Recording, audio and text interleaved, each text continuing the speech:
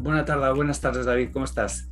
Bien, ¿y tú? Buenas Muy tardes. bien, estoy muy bien y desde luego estoy muy contento de tenerte aquí, de poder charlar un ratito contigo. Como hacemos en cualquier otro capítulo de este podcast de Focus Insight, brevemente y dedico los primeros instantes del mismo a presentaros a David. David y yo nos conocemos hace muchos años, yo diría que va para 15 aproximadamente, y aunque nos conocimos en el marco de un programa formativo, pues la primera conexión con David fue del ámbito musical, ¿vale? Compartimos ahí ese ámbito.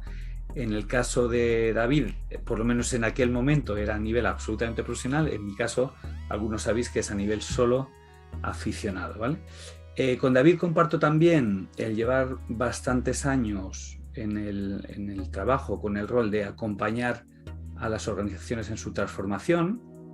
David lleva aproximadamente 20 años, o un poquito más ya de 20 años, haciendo esta labor de transformación en su propia organización, con responsabilidades directivas en el Conservatorio de Música de Barcelona.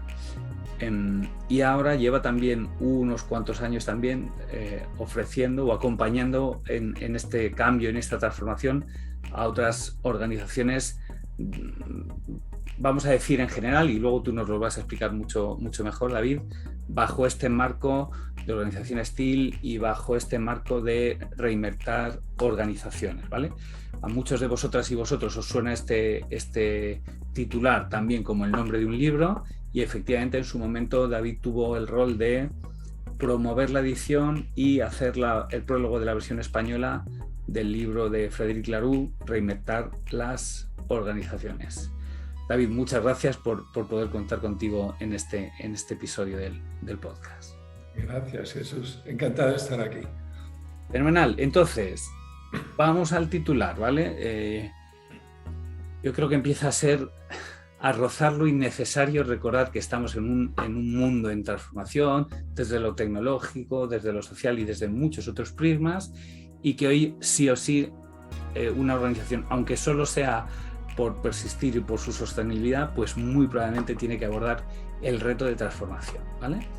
Entonces, hasta lo que yo conozco, David, este ámbito de organización STIL pues es algo parecido a una mirada concreta de reinvención o de transformación de las organizaciones. ¿Nos cuentas la esencia de este tipo de organizaciones, por favor? Sí, mira, para mí este tipo de organización STIL, empiezo por decir, para aquellas personas que no lo sepan, que teal es el nombre de un color en inglés, similar al turquesa, ¿no? Tiene una traducción literal, y por eso en la edición española se mantuvo la palabra original. Y quizá haya personas que no conozcan este significado y que creo que es importante para algo que supongo que saldrá más tarde en la conversación. Para mí, como soy una persona muy poco aficionada a los libros de management, lo que más me cautivó al conocer la versión original del libro en inglés era que para mí era la crónica de hechos reales. La crónica, la historia, como un storytelling de 12 organizaciones de diferentes sectores profesionales en diferentes países, algunas con ánimo de lucro, otras que no, algunas con un propietario único, otras que eran cooperativas, que gracias a la crónica de Frédéric Laloux se conocieron entre ellas y se dieron cuenta que funcionaban de una manera similar. Y al mismo tiempo mi vibración inmediata con esta noticia de este libro es que me resonaba muy cercana a lo que llevaba años intentando hacer en aquel entonces como gerente y director del conservatorio, de una manera intuitiva, desordenada, con lo cual mucho más frágil, mucho más débil ante las resistencias del entorno, etcétera, etcétera. Y al final era como la excitación de tener una prueba de que yo no era un loco en este mundo. A lo mejor lo hacía mal, pero el mensaje en sí ya estaba vivo y ya estaba consolidado en otros lugares del mundo. Y la intuición de que muchas otras personas con este libro traducido al castellano pues también sentirían esa misma vibración, porque es algo que creo que en todo el mundo en ese momento estábamos todos buscando y seguimos buscando. Genial. Entonces, háblanos un poquito más. ¿Cuáles son los grandes pilares de este modelo de organización STIL? Bueno, los pilares son 3. Es muy sencillo de explicar, es muy obvio. Este era el título del prólogo, lo obvio eludido, porque son obviedades. Después la dificultad es ponerlo en práctica, porque venimos de otro lugar, de otros automatismos, pero son pilares muy obvios. El primero es la responsabilidad individual.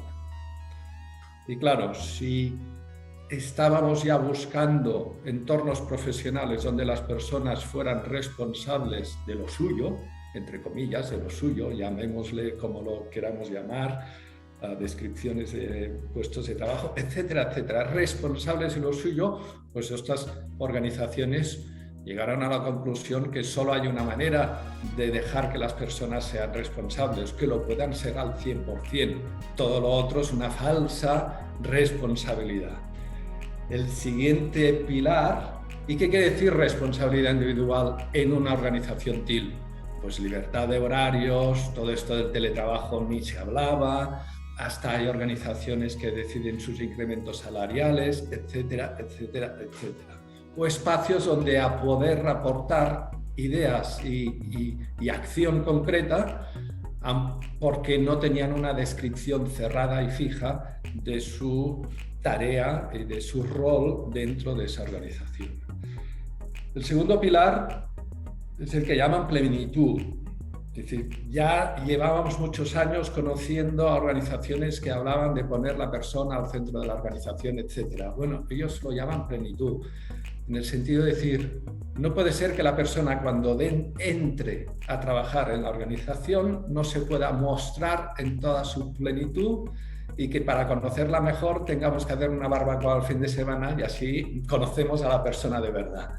Así que aplicaron todo lo necesario y era todo un descubrimiento y cada uno a su manera para lograr que las personas dentro de la organización pues pudieran mostrarse en toda su plenitud, desde repensar los espacios físicos, las maneras de vestir, que no hubiera personas con privilegios en frente de otras, etcétera, etcétera, etcétera.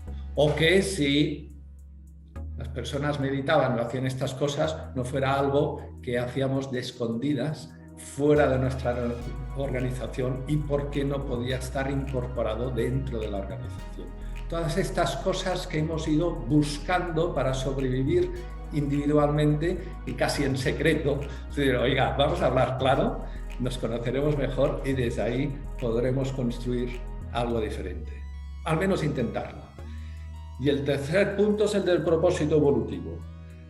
Y aquí habla muy claramente de, en lugar de dedicarse un año a diseñar un plan estratégico de los próximos 5 años, que ya es un proceso doloroso, ese año de peleas internas para decidir qué seremos de aquí 5 años, y después pasarse 4 años intentando adecuar la realidad a lo que habíamos dicho en un papel y luchando contra una realidad que quizá nos estaba lanzando mensajes muy obvios, que el camino quizá podía ser otro, pues de alguna manera tiran todas estas viejas prácticas necesarias en su momento, pero hoy ya viejas, y se conectan mucho más en el para qué ha nacido esta organización, qué es lo que tiene que aportar a este mundo, siempre conectado con un sentido del propósito como un concepto de dar, de entrega, de amor a la humanidad, y sobre todo, porque ahora se ha puesto mucho de moda el tema del propósito, quiero subrayar el concepto de evolutivo,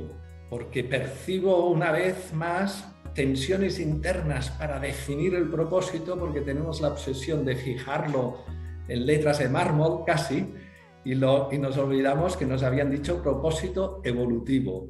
Hoy es este, pero mañana, para que sea el mismo, lo permitimos que evolucione. Y por eso en el libro hay organizaciones que manifiestan abiertamente que no escriben su propósito, que hacen sesiones de revisión trimestrales o anuales para mirarse a los ojos y decir, vale, estamos aquí para eso, pero no lo escriben, porque cada persona, para no caer en la batalla de esta palabra en lugar de esta, o en esa dificultad de tener que cambiar algo, que es un patrón, diría que antiguo, que aún nos duele mucho, ¿no? Si tengo que cambiar algo que parimos hace un año, ya parece que sea como un error, algo que no hicimos suficientemente bien y tenemos que volverlo a cambiar. Para mí lo más importante es evolutivo. Y estos son los 3 pilares, y a partir de ahí cada organización ha encontrado su caminito, que en cada caso es diferente, no hay un modelo preestablecido, son como 3 pilares y como cuando uno construye una casa sobre 3 pilares, en este caso, después cada uno lo construye como puede, como quiere, dependiendo de la actividad que hace, y además seguramente es un proceso muy diferente si empiezas desde cero o si estás actuando en una organización que ya tiene años de vida y de historia. Sí, David, te reconozco que me venía el prejuicio de, bueno, esto puede, retador seguramente lo va a ser en cualquier caso, pero puede ser no tan brutalmente difícil con una organización, bueno, que no tenga un gran histórico, una startup, y insisto, soy consciente que probablemente es desde mis prejuicios, pero tremendamente complejo llegar ahí desde la cultura real que hay en algunas organizaciones, y ya no solo por tema de cultura, sino incluso por tema de perfiles a nivel de cúpulas directivas y también perfiles a nivel del resto de colaboradores y colaboradoras en las organizaciones. Entonces, sí, es cierto. A ver, en el libro y todo el mundo cae en la reflexión de decir, bueno, si empezáramos de cero sería más fácil. Yo empiezo a tener mis dudas, porque en el fondo acabamos creando las organizaciones dependiendo de nuestros patrones, de lo que aprendimos, y todos somos hijos de otro patrón. En nuestras estructuras familiares, cuando nacimos, en nuestras escuelas, donde nos educaron durante muchos años en nuestra vida para convencernos de un determinado patrón, y después en nuestras organizaciones, donde en el fondo, en todos los lugares, en casa, en la escuela y en nuestras organizaciones, siempre había una pregunta silenciosa, a veces silenciosa y a veces verbalizábamos abiertamente, que es: ¿qué es lo que tengo que hacer? ¿Quién tiene la última palabra? ¿Quién está al mando de?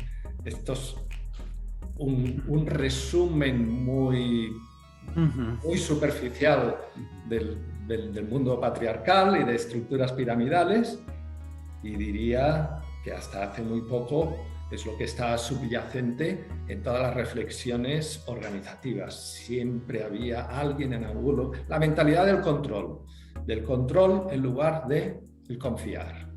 entiendo. Y cuando lees crónicas de fundadores de empresas como Patagonia, parecen inverosímiles desde dónde crearon sus organizaciones. De acuerdo.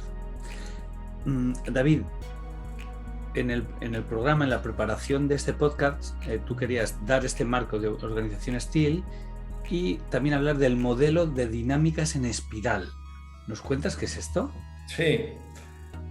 Mira, antes te he hablado que TIL era un color, y lo he querido subrayar porque en el libro, y empiezo por la luz, hace un breve resumen de otros modelos organizativos históricos, del rojo, del ámbar, del naranja, del verde, y la asocia, y todo esto viene de la mirada integral de Ken Wilber, pero tirando un poco más atrás, viene de la propuesta de Don Beck y Chris Cowan de Spiral Dynamics. Esto es la terminología inglesa, Spiral Dynamics, recogiendo todo el trabajo del psicólogo norteamericano Claire Graves, donde es una observación de lo que se llaman los sistemas de valores subyacentes en nuestros comportamientos diarios.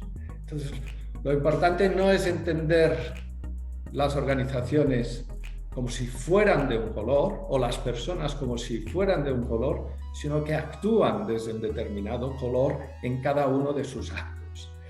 La Lu, en el libro, diría que hace una crónica muy de etiquetar, ¿no? El ejército o la administración pública es ámbar, las grandes corporaciones son naranjas, las cooperativas o todo el mundo del tercer sector es verde, o un gang mafioso es rojo.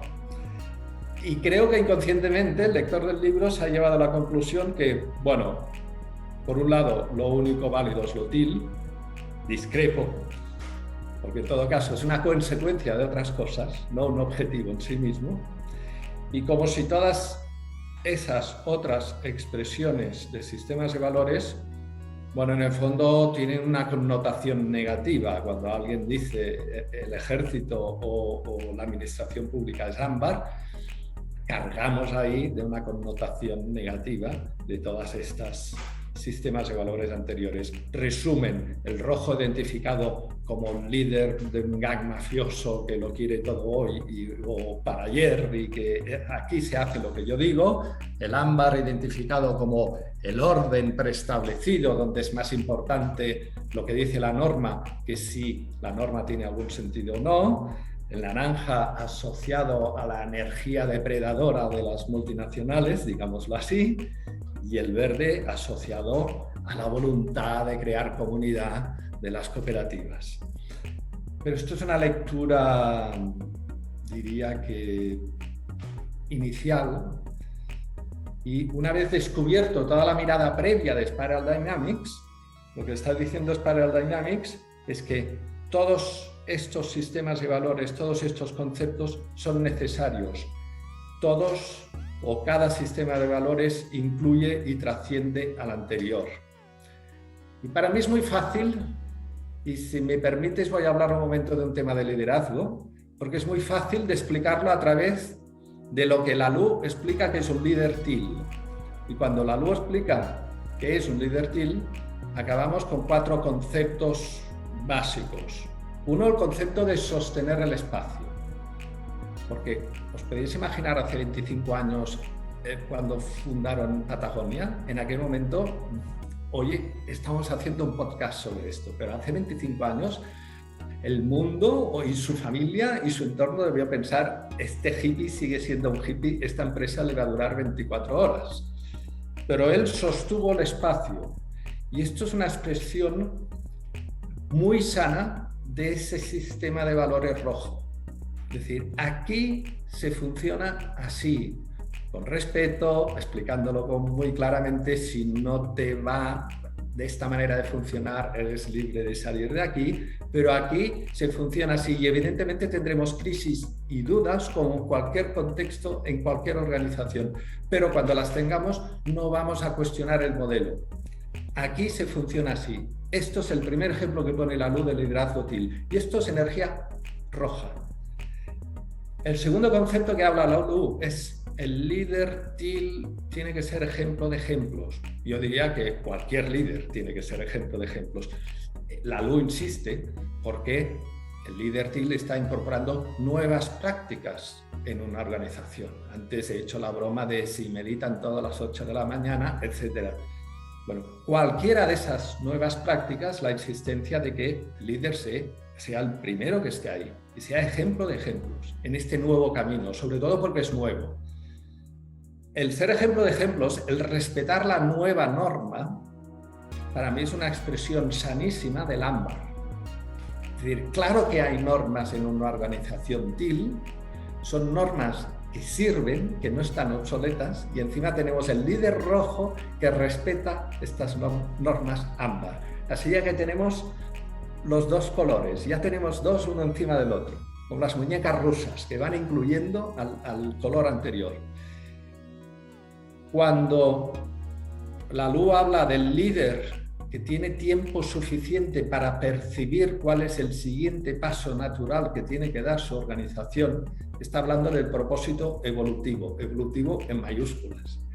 Eso es la expresión de la energía naranja, que en lugar de asociarlas, digamos, a las peores prácticas del mundo corporativo, lo podemos asociar a ese deseo innato humano de querer dar la mejor versión de nosotros mismos y que dé respuesta a lo que el entorno nos está pidiendo. Y eso es energía pura naranja, evolutiva. Y cuando la Lu habla del líder TIL, que es profundamente transparente en la comunicación interna, que toda la información está al alcance de todo el mundo y que activan dinámicas de comunicación interna para cuidar ese espíritu realmente de comunidad, está hablando de la energía, de la mejor expresión sana de la energía verde. Con lo cual, el líder TIL es el que sana cada uno de los sistemas de valores anteriores, y la consecuencia es que es un líder TIL. TIL no puede ser el objetivo de nada y no es modelo de nada. Es revisar continuamente aquello que podemos cambiar y variar para que nuestra organización sea viva y esté al servicio de aquello que queremos que esté al servicio de. Y todas estas miradas la que ofrece y ofreció hace muchos años Don Beck y Chris Kowal. Quiero recordar que Don Beck fue el asesor de Nelson Mandela durante 20 años en el proceso de reconstrucción nacional en Sudáfrica, entendiendo en ese mensaje, en esa pregunta pública que hacían al ciudadano de Sudáfrica, ¿cómo visualizas el país de tus sueños?, no podían hacer la pregunta de la misma manera porque primero tenían que entender en qué sistema de valores se estaban moviendo los diferentes colectivos a los cuales se estaban dirigiendo. Y como podéis imaginar, en aquel momento en Sudáfrica, pues había comunidades muy diferentes, con unas necesidades profundamente diferentes y por lo tanto que habían podido desarrollar sistemas de valores de manera muy diferente. Y esta es la mirada. La mirada es, todo el mundo tiene derecho a ser como es, y toda organización tiene derecho a ser como es y actuar desde ahí. Fantástico, tremendamente interesante, tremendamente paradójico al mismo tiempo. Yo cada vez creo más que la paradoja es una fuente fantástica de evolución y de reflexión. David, tenemos que ir terminando. Te voy a pedir tus últimas reflexiones en todo este marco, tanto de organizaciones TIL como de estas dinámicas. ¿Qué espacio, qué labor, qué importancia tienen la comunicación y el liderazgo? Bueno, el liderazgo te he hecho ya una pequeña reflexión sobre el tema, pero ahora lo voy a asociar. Me gusta mucho el tema de comunicación porque, como bien sabes, también hemos compartido alguna conversación sobre metodologías como la comunicación no violenta, desde metodología desarrollada por Marshall Rosenberg ya hace unos años, desde el convencimiento que las palabras construyen realidades y el lenguaje que usamos está al servicio de algo. Antes he mencionado el hecho que todos somos hijos de otro patrón humanitario, que era el modelo patriarcal, modelo piramidal, etc. Nuestra lengua madre estaba al servicio de aquello. Y si os dais cuenta, en nuestra conversación diaria hay un gran uso del verbo imperativo, por ejemplo. Compra, apúntate, goza, disfruta, ven, vótame. Cuando yo hacía EGB, que yo hice EGB, esto en el examen de gramática, esto era en imperativo. Y tenemos esta lengua madre al servicio de un modelo de organización del cual ahora queremos salir. Y en el hecho de salir, creo que no estamos prestando suficientemente atención al necesario cambio de lenguaje. Al mismo tiempo que reconozco que tropiezo cada día con usos de lenguajes de los cuales quisiera huir, consciente de que seguramente nunca podré cambiar mi lengua madre, porque mi lengua madre es mi lengua madre.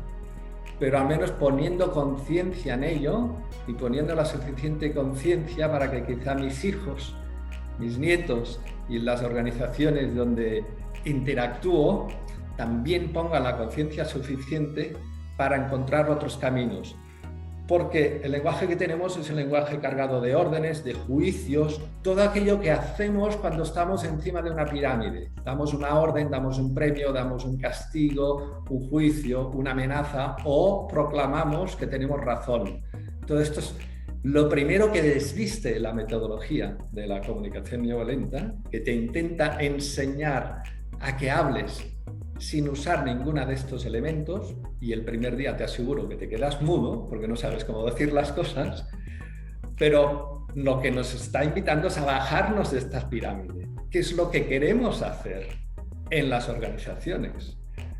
Pero ese lenguaje es tan propio nuestro que no nos damos cuenta que inconscientemente está bloqueando nuestros más sinceros deseos de cambiar las cosas.